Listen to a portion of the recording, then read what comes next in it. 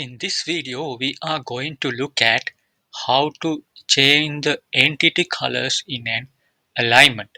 So in my screen, I have an alignment. You can see the entity colors here. For a straight, we have red.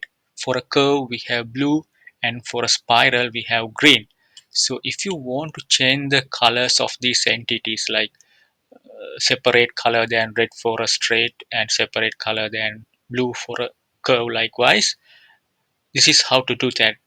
So you have to select the alignment, then go to edit alignment style from here, then go to display tab, and lines represent the line, curve represent the curves, and spiral represent this green color sections.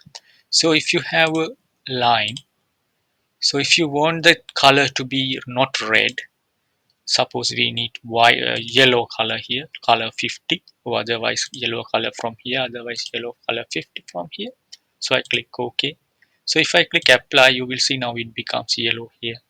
So likewise, if you want to change the blue color to like magenta here, 210 color or maybe 220. So if you need to do it like that, you can select it. You can click OK. Now you will see you have straights on yellow, curves on magenta color, and we didn't change the spirals. But that is how to use alignment style modifications to change the color of your alignment entities in Civil 3D.